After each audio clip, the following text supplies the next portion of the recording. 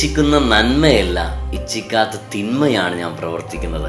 ഞാൻ ഇച്ഛിക്കാത്തത് ഞാൻ ചെയ്യുന്നുവെങ്കിൽ അത് ചെയ്യുന്നത് ഒരിക്കലും ഞാനല്ല, എന്നിൽ വസിക്കുന്ന പാപമാണ്. വിശുദ്ധ പൗലോസ് അപ്പോസ്തലൻ റോമാക്കാർക്ക് എഴുതിയ ലേഖനം 7-ാം അധ്യായം 19-20 തിരുവചനം. ആദ്യമേ തന്നെ പൗലോസ് ലീഹായിക്ക് വലിയൊരു താങ്ക്സ് പറയുകയാണ്. അല്ലെ, എത്രമാത്രം തന്നിലുള്ള ആ ഒരു വേദനയെ, ആ ഒരു മുള്ളിനെ ഈ ലോകത്തോട് തുറന്നു പറയാൻ തയ്യാറായതിന് ആദ്യമേ തന്നെ പൗലോസ് ലീഹായിക്ക് നല്ല ഒരു ക്ലാപ്പ് നമ്മൾ കൊടുക്കണം. അല്ലേ, അദ്ദേഹം തൻ്റെ ബലഹീനതയെ തുറന്നെഴുതിയിരിക്കുക. അത് എത്ര പേർക്ക് പറ്റുമെന്ന് അറിഞ്ഞുകൂടാ.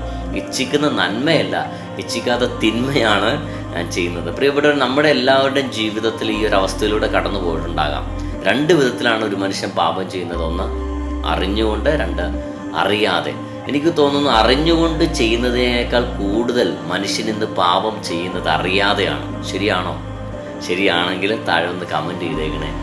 ഈ ജയിലിലൊക്കെ ശുശ്രൂഷ ചെയ്യാൻ വേണ്ടി പോകുമ്പോൾ ഓരോ തടവുകാരോട് സംസാരിക്കുമ്പോൾ, കൊലപാതകികളായിരിക്കാം, മറ്റു പല വലിയ കേസുകളിലൊക്കെ പെട്ടുപോയവരായിരിക്കാം, അവരോട് ചോദിക്കുമ്പോൾ എന്തിനാണ് ഇങ്ങനെ കൊല ചെയ്ത് ഒരാളെ കൊന്നു കളഞ്ഞെന്ന് ചോദിക്കുമ്പോൾ അവർ പലപ്പോഴും തൊണ്ടയിടറാറുണ്ട്, അവരുടെ കണ്ണ് നിറയാറുണ്ട്. പലപ്പോഴും കൂടുതൽ തടവുകാരും പറഞ്ഞിരിക്കുന്ന കാര്യം എന്താണെന്നറിയാം നിങ്ങൾക്ക്? ബ്രദർ, ചെയ്യണമെന്ന് കരുതി അല്ലെങ്കിൽ കൊല്ലാൻ വേണ്ടി ചെയ്തതല്ല, പെട്ടെന്ന് ചെയ്തപ്പോൾ പറ്റിപ്പോയതാണ്, അല്ലാതെ കൊല്ലാൻ വേണ്ടി ചെയ്തതല്ല, പെട്ടെന്ന് പറ്റിപ്പോയതാണല്ലേ. അതായത് പ്രിയപ്പെട്ട, അറിയാതെ വന്നുപോയത്.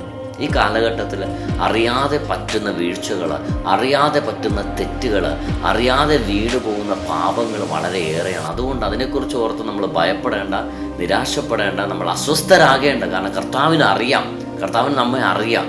നമ്മൾ വീണു പോയാലും കർത്താവെ സോറി എന്ന് പറഞ്ഞ് എഴുന്നേൽക്കാൻ തയ്യാറാണോ? അങ്ങനെ എഴുന്നേൽക്കാൻ നിങ്ങൾ തയ്യാറാണെങ്കിൽ നിങ്ങളെ ഉയർത്താൻ കർത്താവ് തയ്യാറാണ്. ചെയ്യരുതെന്ന് കരുതിയാലും പെട്ടെന്ന് നമ്മൾ ചെയ്തു പോകും. അത് മാനുഷികമാണ്, ബലഹീനത. അതിലേക്ക് നോക്കരുത്. ചെയ്താലും പറ്റിപ്പോയാലും പറഞ്ഞു പോയാലും ദേഷ്യപ്പെട്ടാലും വീണ് പോയാലും എഴുന്നേൽക്കണം. കർത്താവിന് വേണ്ടി നമ്മൾ എഴുന്നേൽക്കണം. അതുകൊണ്ട് പൗലോസ് അപ്പോസ്തലൻ പറഞ്ഞു, ഇച്ഛിക്കുന്ന നന്മയല്ല, ഇച്ഛിക്കാത്ത തിന്മയാണ് ഞാൻ പ്രവർത്തിക്കുന്നത്. ഞാൻ ഇച്ഛിക്കാത്ത ഞാൻ ചെയ്യുന്നുവെങ്കിൽ അത് ചെയ്യുന്ന ഒരിക്കലും ഞാനല്ല, എന്നിൽ വസിക്കുന്ന പാപമാണ്. അതുകൊണ്ട് പാപത്തെ തോൽപ്പിച്ച് കൃപയോടെ ജീവിക്കാൻ അഭിഷേകം നമുക്ക് എല്ലാവർക്കും കർത്താവ് തരട്ടെ എന്ന് പ്രാർത്ഥിക്കുന്നു. കർത്താവ് എല്ലാവരും സമൃദ്ധമായി അനുഗ്രഹിക്കട്ടെ. ആമേൻ.